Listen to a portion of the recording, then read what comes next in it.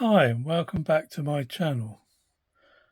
I know I've done a short video on this radio before, but what I find interesting about it is there don't seem to be many of these around.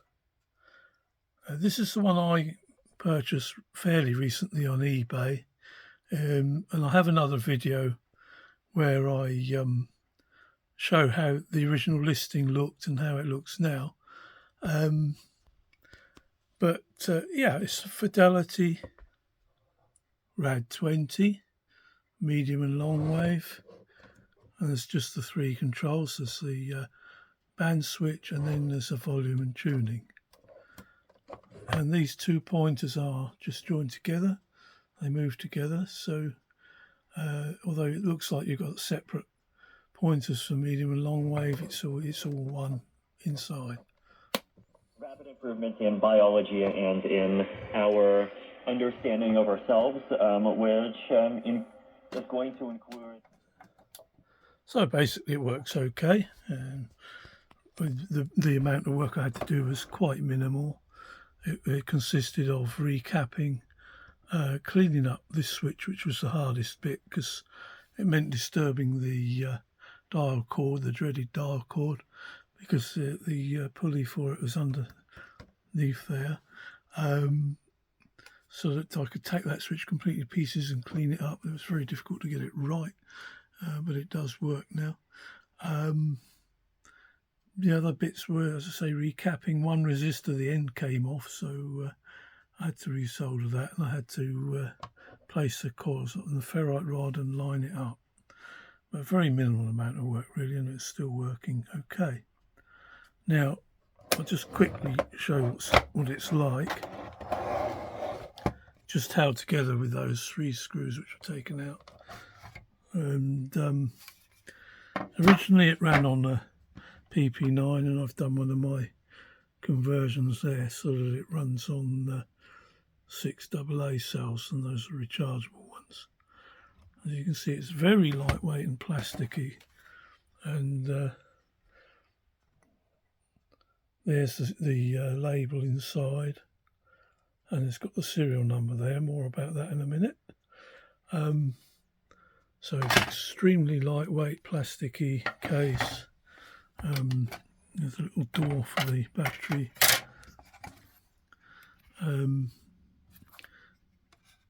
So there's the speaker, 16 ohms, 0.5 watt. I think the only puts out about 300 milliwatts of power anyway. It's got a pair, the AC128 and AC127 germanium transistors as the output stage. They're not even on heat sinks. It runs as a very low level. And there's two coils, long wave and medium wave for the aerials. The dreaded switch here at this end, which is underneath this pulley. And you have to take this pulley off and try and keep it all together to get at that. But the whole thing comes out, once you've unscrewed it, it just comes out of the whole chassis comes out very easy. You just pull these off, the knobs and the switch. And this has to be unhooked from in here, the pointer that runs along there. You have to be careful and unhook it from the front there as it comes out, but there's nothing else holding it in, it's just slotted in. It's very, very basic set. And the thing about these, I mean, it works reasonably well. It's not very loud, only about 300 milliwatts, and that speaker isn't very good. A much better speaker could have been put in there. It really would be plenty of room for a nice, decent one. But that was not to be. They used this rather cheap speaker, and it's a very basic set. Now, it's the same as the Rad12. It was the Fidelity Rad12, which is a much nicer looking set, but it's got the same board inside.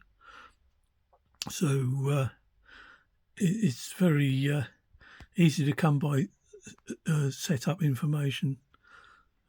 just by looking at a Rad12 because it's the same.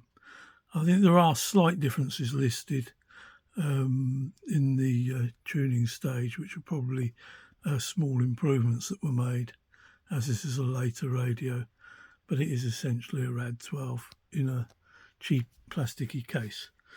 Now, the reason I'm making this video really is that these do seem very uncommon. And I bought one when I was 14, brand new.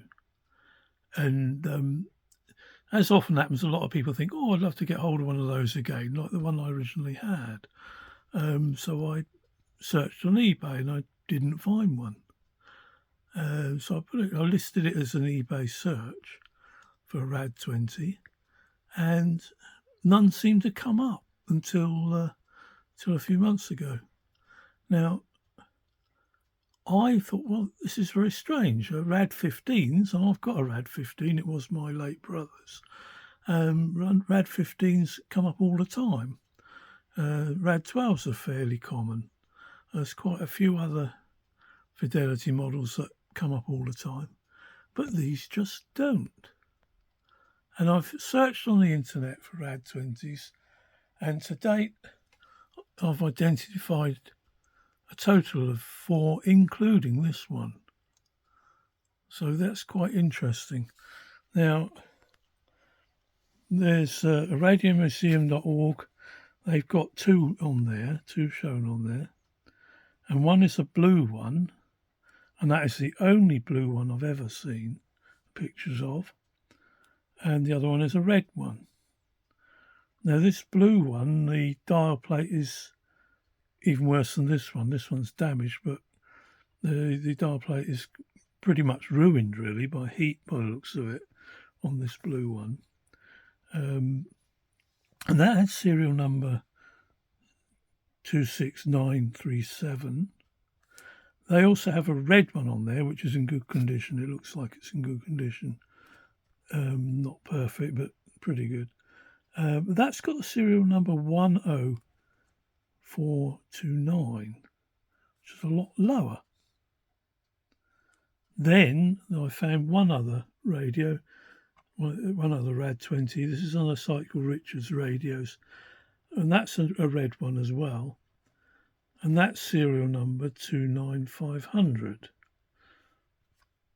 So anyway, the serial number of mine is a bit later, 32914. Now, they are the only 4 examples of a Rad20 that I've been able to find to date. They may be quite common, but there don't seem to be many around. Now, the other thing is, I've quite a strong suspicion that this one, far from being another one like the one I used to have, is actually the one I had. The reasons for thinking that is there are a few marks around the the tape earphone socket there. Around the tape earphone socket, there's some marks there just down here. Those look so familiar. Now, if you're a teenager and you own something, you get used to little things like that and they stick in your mind. They look so familiar. And the other thing is this damage on the front. I'm fairly sure, although it was 50 years ago, bear in mind, that I actually caused that damage. I vaguely remember it happening.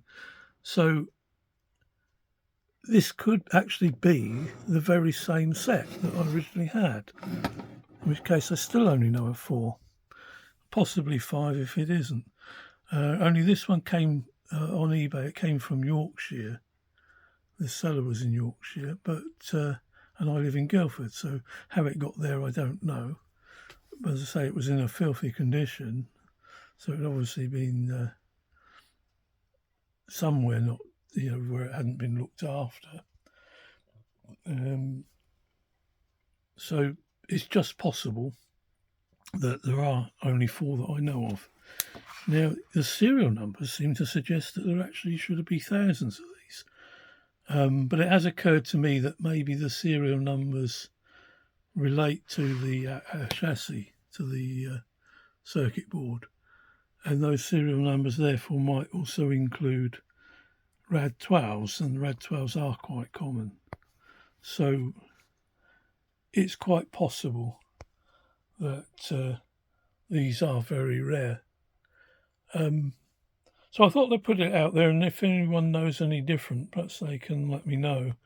But maybe they were made mainly for export and only a few stayed in the UK. I don't know. I think they're cheap and plasticky, and a lot of them may have, once they went wrong or no longer wanted, they just got thrown away. It's also possible people used bits from them, like the circuit board, to fix a Rad12 or to get the transistors, which are becoming a bit rare. So they may have been broken up for spares, but I'm hanging on to this one because, as I say, I don't think they're very common. May not have been very interesting to a lot of you, but I just thought I'd put it out there because this does seem to be quite an uncommon radio. So anyway, thanks for watching, and goodbye.